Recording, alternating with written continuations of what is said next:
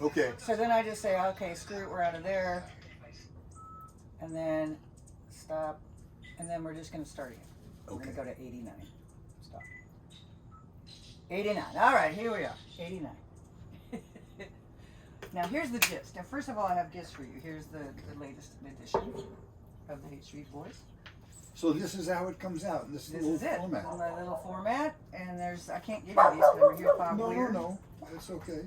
And it's, of course, on Facebook, and I have a website, and I print out about 2,500 of these, and I have a subscription list, and it's No kidding. getting legs. I sell these ads. Dr. David E. Smith bought this back ad because we're opening the Haight Good for Ashbury. him. I've known David for a long time. He took says- over the Digger free medical clinic. He made it actually happen after we got it started. He's become a dear friend and a great supporter of the magazine, and I'm working with him. This is nice. I like this little format. Thank you. People dig it. And then the QR codes, I call it liquid journalism. You can go with your phone to the QR code and go to the full length. That's Oh, I Dr. see. Dave just bought that back ad because we're opening the Haight Good. Ashbury Psychedelic Center in a couple of months. Okay. All right. That's the So latest. are you reporting news, or are you working towards something that I can help with? Here's the deal. So Okay. it's hyper local with a global perspective. It's about community. It's about Okay. taking care of your community no matter where you are in the world. You can be Perfect. It's just taking care. You don't step over a homeless person. You say, "Are you okay? Perfect. Do you Yeah. need water? Got it. Do you know the local grocer? You know the local Dr. Dave. You know your neighbors. You know your My philosophy. right." So here we are. I was doing the math, not the math. I'm very horrible at math. The 60s were 60 years ago, right? Yes, they were. And I'm going to be 60 on Sunday. Okay. And the whole theme of this next edition coming out in a couple weeks, just before 420 and Bicycle Day, Albert Hoffman Day, 419. It's about cycles and where you came from and everything you guys were going through. It's starting to come back around. Fayette and I were talking about it because the psychedelics are being Reintroduced. The Renaissance is here, but in a much more maybe not mature, but a much more organized. Like everybody's getting, like Mountain Girl I interviewed as well. The people that were there then and the people that are here now want to converge and sort of get this wheel really moving forward, and Dr. Dave being one too. So that's kind of the gist of this whole edition. Okay. And the cover of this edition, I think I emailed you that, but I printed that out for you so you could look at that. We could talk about that. I printed that out for you too, Okay, just for good. fun, shits and giggles. And so I just wanted to point out too, so I've had Jerry on the cover, I've had Stanley on the cover, I've had Ramlin Jack on the cover, Bobby and I, dear friends. Yep. China Cantner, Paul Cantner's daughter, on the cover, so, Nice. and this is the latest, and I'm gonna have And that. this is paid for with ads, or do you sell it? How do you do it? Just hook and a crook, huh? But it's getting there. I have a fiscal sponsor now, so I see. I'm not nonprofit, but I'm starting to apply for grants to Cool. help support the local community, right? Cool. I get it. So that's the deal. So, thank you for being with me, first of all. That's for you. It's nice to be asked. So, again, coming back to the whole cycles, and here we are in 2022, and everything. You came here from New York in 1964. Well, I came actually here from Iowa in '64. Oh. I went to school in Iowa, Okay. and I came out here to go to graduate school as At a poet. SF State. Yeah, study with a poet named Robert Duncan, and I liked it very much. Yeah. And the lure of the street, there was too much happening. I stumbled into this little theater, the San Francisco Mime Troupe, and that was just a bunch of fun. Mm-hmm. And I mean, we were all pretty dedicated revolutionaries with all the fervor that young men and women can have. And these two guys came out from New York, Billy Murcott and Emmett Grogan, and they kind of inspired us to say, you guys can do more. Yeah. Right now you've got an audience and you're on the stage and you're controlling the stage, but you're not really changing anybody's mind. You're playing to the choir. The people that come for you and laugh at your stuff, they already agree with you. And so we learned how to create acts of theater that people wouldn't know were theater, that would actually create community. So for instance, My first apartment was at Haight and Clayton, and there was nothing here. It was before the psychedelic shop opened, it was before Lucidica opened. It was September of '64. And I forget exactly when Lucidica opened, but I think the psychedelic shop opened in January of '66. And I met Ron Thalen. And at that time, it was kind of a blue collar community, sort of a nobody's community, kind of neutral, because a lot of people who went to SF Medical School, UCSF Medical School, would find cheap rooms there. So, there was a bank and a hardware store and a Five and Dime. And Ron Thalen's father used to be the manager of the Five and Dime. Ron and his brother are like inveterate Haight Street people. So what happened is, kids started coming. The Civic opened, psychedelics opened. Kids started reading about it. San Francisco became a kind of media event. And Pacific Ocean Trading Company, wasn't Stanley Mouse's place, POTC, wasn't that part of that too? Probably was, Maybe a but little later. I'm not a historian. Okay, go ahead. I mean, Stanley and I went to England to see the Beatles. I've known him a long. He lives here. Yeah. He lives in this town. But Sorry to death. Sorry. not at all. So what happened is a scene began to develop, and the scene was fueled by psychedelics, but it was also fueled. There was something coming out of the Beats. The Beats were the first critics of the 50s and 60s that we grew up under. And folk music was the first movement that led people off the asphalt. Right. And you started to hear voices that were really authentic. Other realities, Appalachian singers, blues singers, old blues singers, not Paul Anka, not these smoothie, kind of guys. And then, according to Bob Dylan, it was the atom bomb that really gave the impetus to rock and roll, because suddenly kids realized, hey, we might not be here. So we're not going to wait for sex. We're not going to wait for fun. We're not going to wait for all this stuff. So things began to gather speed and mass. And one of the ways it happened is the media would report on the Haight-Ashbury. And there's a funny way. The media thinks it's really controlling things. They take a picture of a couple of kids smoking a cigarette and looking furtively around the corner, and they'd say these poor homeless kids. And kids in Nebraska are looking at that and thinking, there's two kids free doing whatever they want out on the street. Let's go there. Yeah. So when they would kind of come here, the scene got very dense and very packed, and you had a whole bunch of poor kids and runaway kids. And the diggers decided, let's just show what bullshitters the cities are. Let's feed them. So we went to the farmers markets. We actually had to send our women because the Italians wouldn't give grown men any food. Wow. We sent the women with babies in their arms. And they got food that day ready. They couldn't sell it the next day. And we put it in big milk cans and cooked these huge stews. Yeah.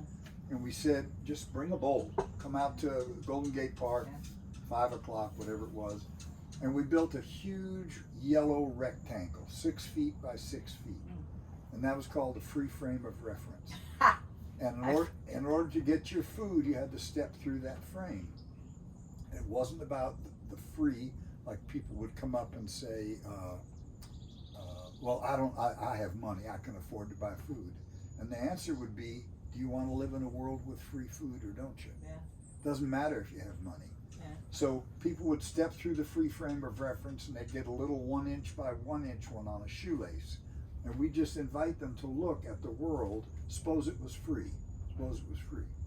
Then we built a free store. Mm-hmm. And the first ones were really funky. They were just piles of garbage that nobody wanted. Yeah. But we got this site on Cole and Carl Street. It's a kind of nice little restaurant now. But we took... Cole and Carl. Yeah. Yeah, we got, it's on the west side of the street. Anyway, we got all this stuff and we fixed it up. Everything worked. TVs, furniture, bicycles, tools, clothes. We hung it all up nice. Looked just like a store. And the piece of theater that we were engaging people in that they didn't know about was, why do you want to be an employee to make the money to be a consumer? We'll give you the shit. Now what do you want to do with your life? Right. So people got it.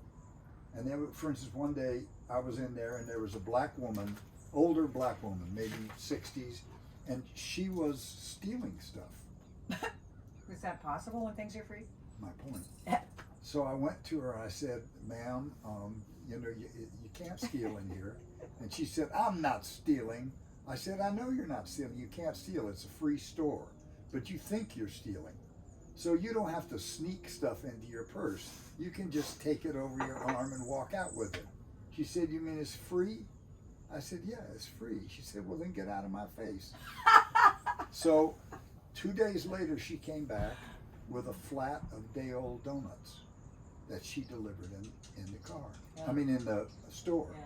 So she got the gift economy. Then a little later on, we had a bunch of stolen draft cards, and we had the codes to draft boards in Georgia and Ohio and all these different places. We knew how to fill them out. And soldiers were coming through here being shipped out to Vietnam. And with a little bit of talk, Bobby from Chillicothe could hang up his uniform, get on some other clothes, and leave here as Billy from Albany, Georgia. That was our war resistance. Fayette was telling me the story of some guys, I forget who, you were involved though, or you were around when it was going on, but there was a van, and if a guy was getting drafted, they said, come on by, come in the van, we'll give you a blowjob. That's the Coquettes. Okay, that was their whole thing. That was the Coquettes. Okay, but yeah. They were like She's a just brilliant another idea. family, yeah. These were like gay guys, but sort of weirdly transgender. Tutus, hairy legs, beards, whatever, but way out in those. They came out to Olima. It was one of the houses where I lived for a week, and I never had felt like a square before. But these guys were walking through Point Reyes, sucking popsicles that were molded as penises, and just in their skirts and stuff, and the town was like, we ain't ready for this. Anyway, so the Diggers' whole thing was, you can change your life in a minute. Mm-hmm. And our whole thing was, we did everything for free and we did it anonymously. Yeah. Meaning, if you're not getting rich or you're not getting famous, you probably mean it. And we urged people to be authentic. So Who was funding it though? there was no funding. How did you? So But you got it from the free market. yeah, so we get that. There'd Right. be a lot of theft. If they were building houses up on the top of Twin Peaks, Yeah. we'd go and we'd steal enough lumber to fix up an apartment so that we'd have 6 bedrooms in it or shit like this. What about the rent on the building for the free Okay, store? mothers with dependent children. So if a girl had a baby, she would get not SSI, but ADA. It was welfare for mothers, right? So one mother would have the rent for the building. Then we would have to hustle, sell weed, whatever, trade, whatever, to get your actual money out of cash. And then people would give us money because they liked what we were doing, but we had to be careful that we were not selling access. Yeah.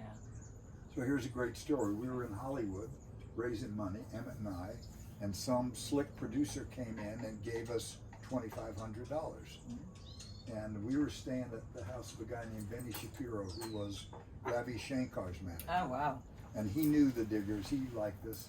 So this guy gave us $2,500, and Emmett did great. Emmett picked up the phone, he called Huey Newton. He said, hey Huey, I've got $2,500, do you need it?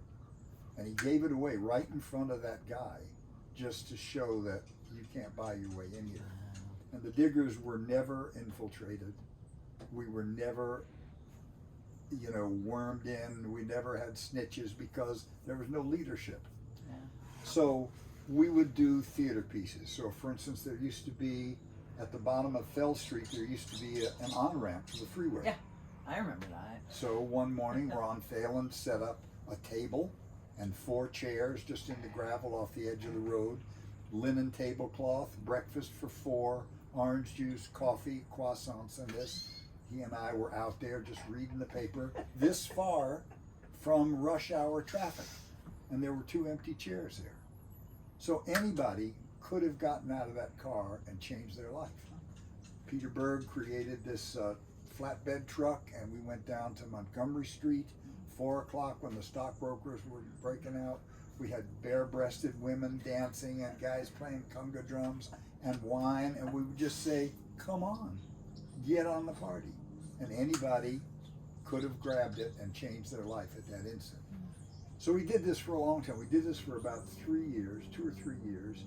And then, you know, running a soup kitchen was not my highest aspiration. So we wanted to notch the game up a level. So we began living collectively. We were living collectively because it was the cheapest way to live. 2 women in a household, and you'd have electricity and rent and staples enough to carry 15 people. Wow. So we began moving out to land-based communes in Forest Knolls, in Olima, in Trinidad. The Diggers bought a place called Black Bear way up in the Trinity-Siskiyou Wilderness. And we all thought that America was going to collapse in 5 years. And we wanted to develop models on how we could live sustainably, using much less. Because if you think about it, a modern refrigerator or a modern stove can feed 10 people, you know, or 20 people. So we began learning these things. We began meeting Native American people, finding out how they used to live here.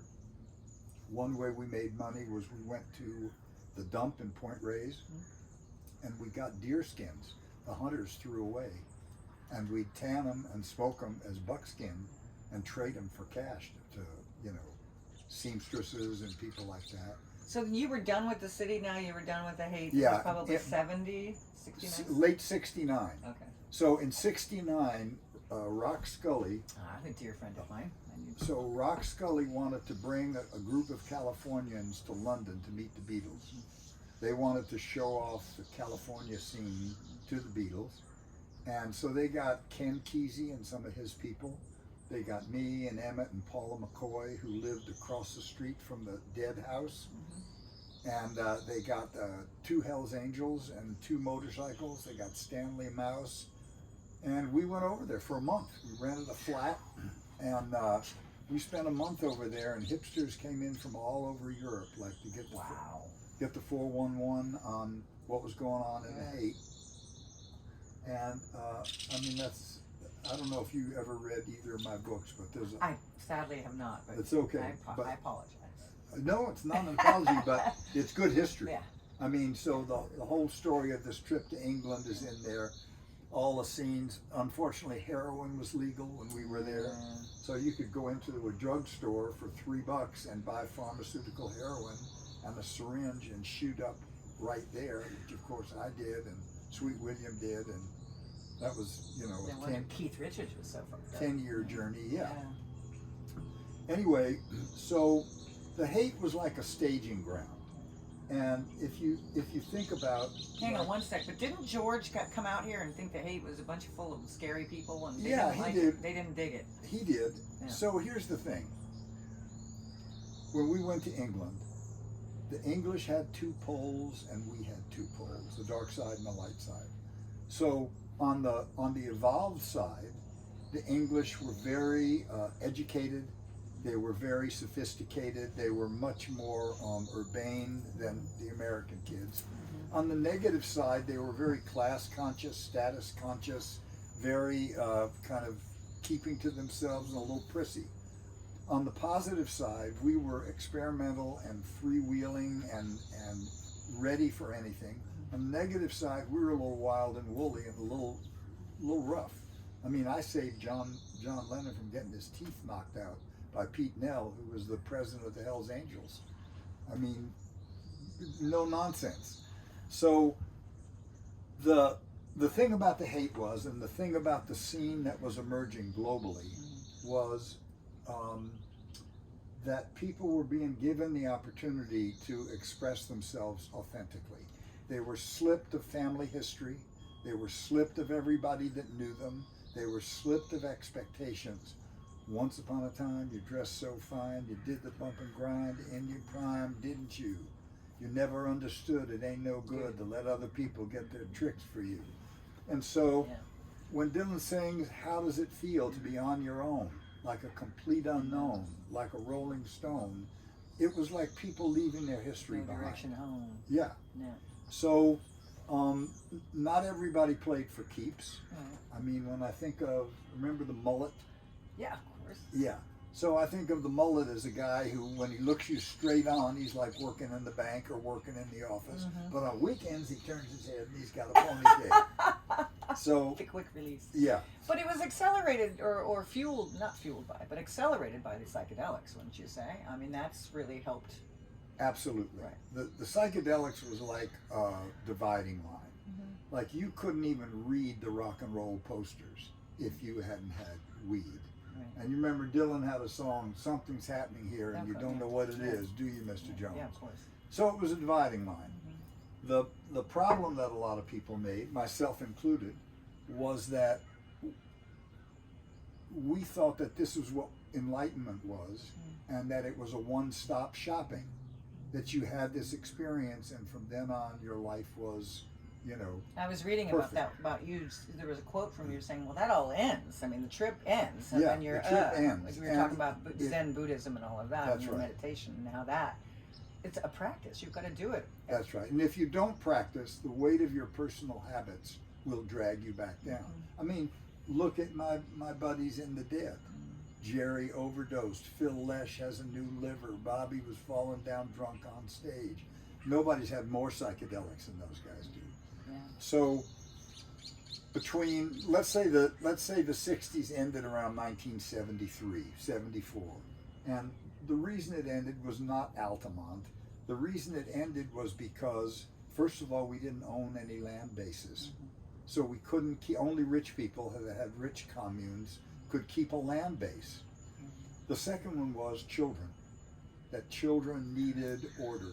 Yeah. And you couldn't have Wino Eddie playing the tom-tom at 4 a.m. when mothers are waking up to nurse at 5. Right. So we had to start making rules. Right. And as soon as rules were made, a lot of people jumped ship. Mm-hmm. So, like if you look at the Diggers today, there's 108 people on the Free Family Union chipping in money every month to take care of about 15 of our people that got old and don't have any money. Really? Yeah. 108, is that on purpose? Because I know that's a very No, it is. number. There's 108 bees in the mower. No, it just turned out that way. Nothing. So I want to make it clear that we didn't abandon our values. We adjusted to what we had to do to raise our kids, to have a life and stay healthy and happy. But all of those initial values of community, bringing everyone with us, were still there. And when we went to New York in the 60s, I went to New York in 69, Emmett and me, that's where I met Peggy. Okay. At the Chelsea Hotel. Ah, yeah, that's you met Janice her. You was really there. did meet her. So we went there. We met all those people from New York. Met Leonard Cohen. Met Andy Warhol. Met Ultraviolet. Met Lou Reed. Yeah. All these people, and they were superlatively talented. There's no way about it. But I didn't give a shit about them because they were just for themselves. Yeah. They were ambitious, and the Diggers wanted to take everybody with us. Yeah. You know, Leonard Cohen wrote this song, I remember you well in the Chelsea Hotel. You were talking so brave and so sweet, giving me head on the unmade bed while the limousines wait in the street. That was the season, and that was New York. We were running for the money and the flesh. Wow. Right? That was the scene. Wow. And that was not my scene. Well, it's interesting to bring that up. Is that I'm born and raised here. I'm Linda from Orinda originally. I'm a horse girl, country, land, and. But when I my mom died when I was 17. Great family, baby of 4. When I got it out of SF State, Ben Fung Torres was my teacher. I became a music Ben journalist. and I were classmates. Ben is a dear friend. Yeah. He is very He supportive. remembered me. We went to school together. Very supportive of the magazine. Anyway, I was like, by the time I graduated, I was like, I need to get the heck out of Bay Area. I need to get out of here because it was too hippie. It was too whatever for me. I needed the New York linear, fast. Gotcha. I knew what I wanted to do, and I spent 9 years there, and it really sharpened my edges. But I came back, and I know so many people that are from New York that needed to come out here. I love that whole crossover of Me the too. intensity of New York. I grew up outside New York, Yeah. and I always It's the wanted. whole, the my son lives in New York now, and I appreciate the edge of New York and the straightforwardness and all of that. Yeah. But I'm a Westerner now. New York's got the ways and means, but it just won't let you be, right? Yeah, right, exactly right. But here's the difference. If I come to your house for dinner and I have an off night and I'm just duller than shit, and when I leave you'll say, God, what was up with Peter? Weird.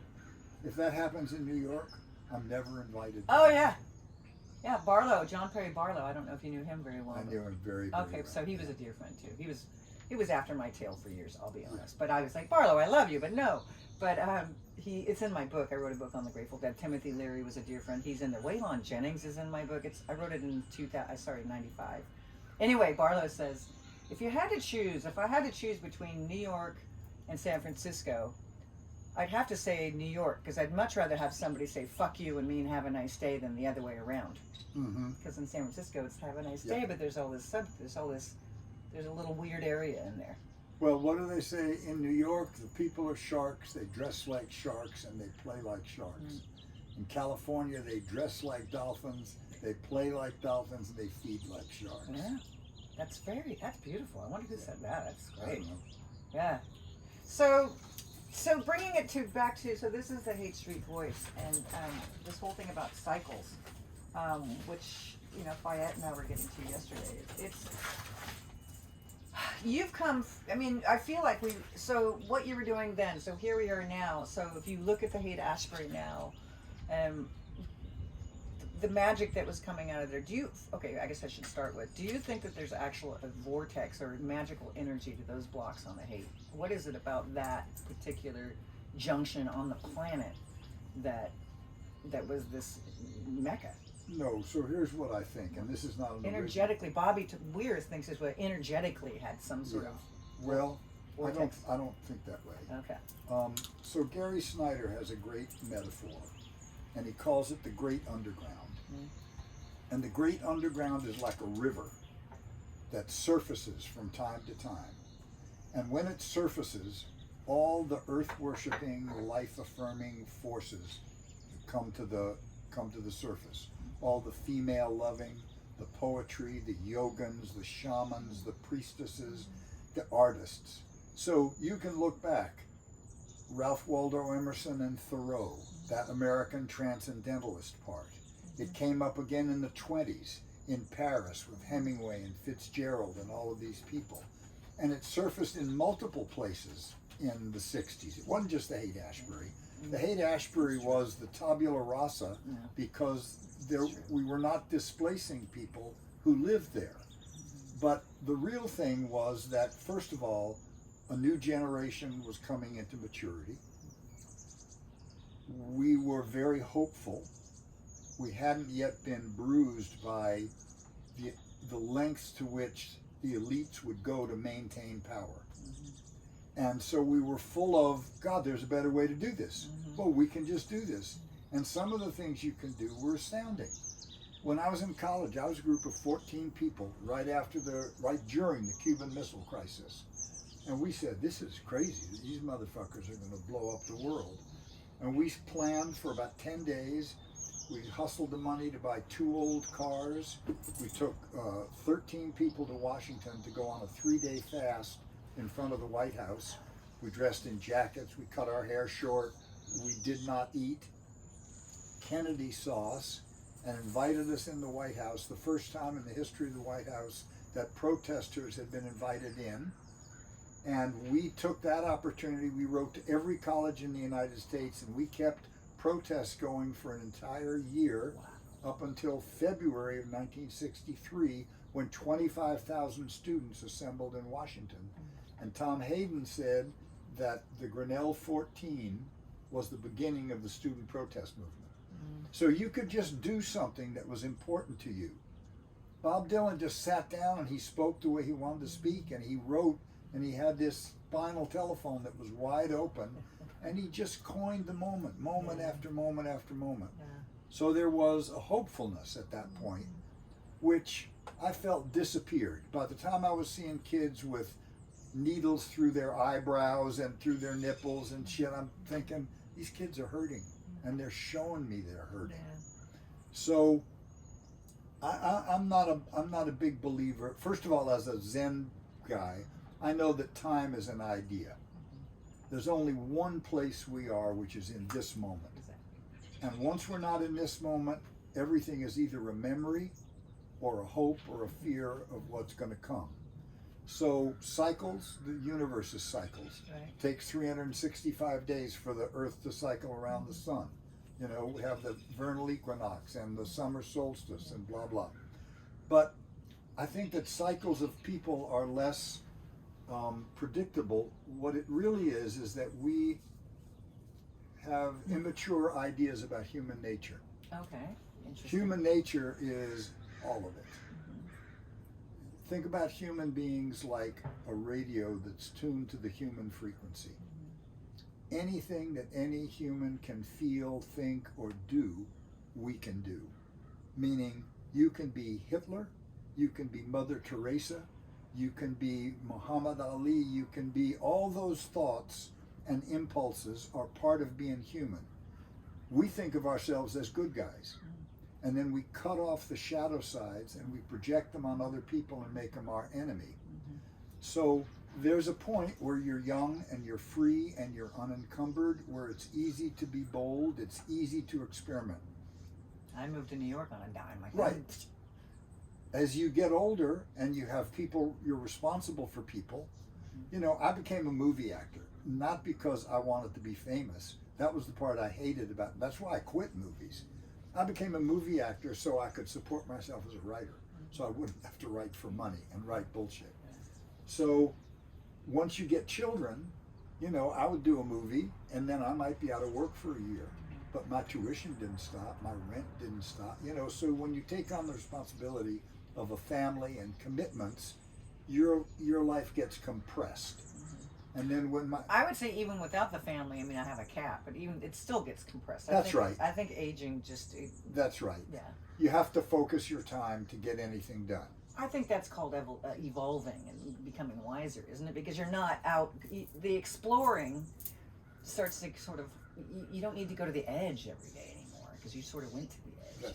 That's right. So. And I think, don't you think that you get more in tune with what you really want? Oh, absolutely. Yeah. So you peeled away the layers, and this is like Fayette was saying.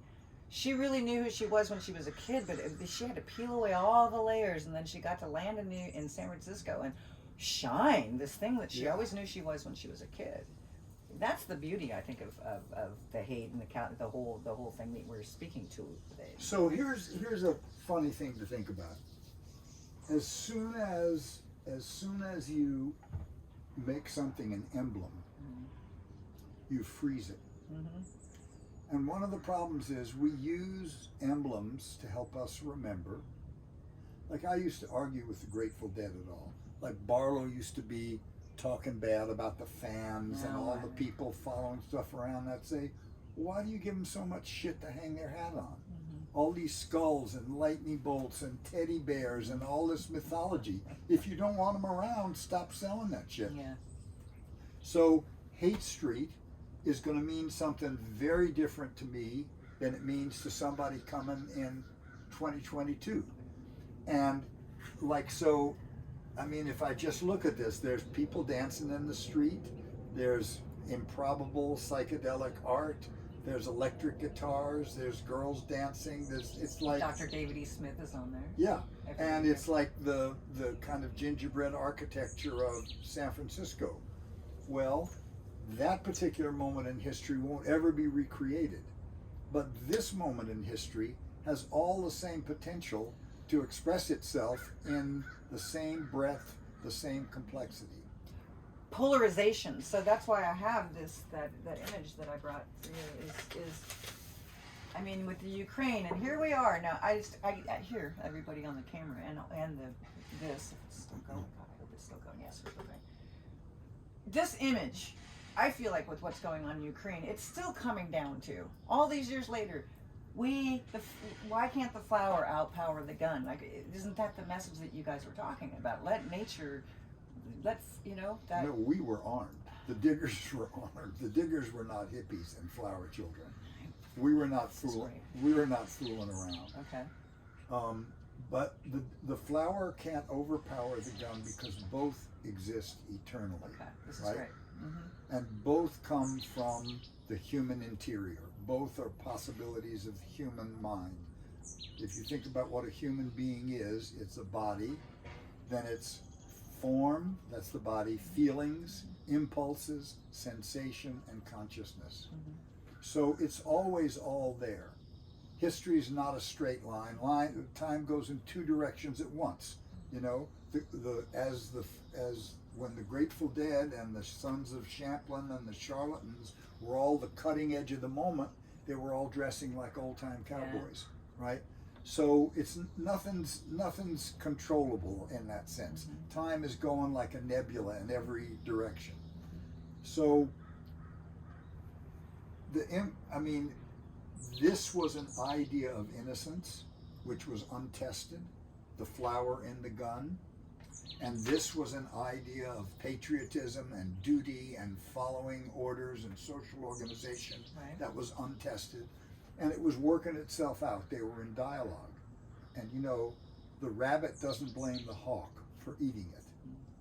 I may blame the soldiers who killed their own citizens at Kent State, but they both existed in the same moment, and they were both expressing different visions of reality. And had they known that they were visions, that they were ephemeral, that they were soap bubbles that wouldn't last, they might not have taken them quite so seriously and so violently. And what do you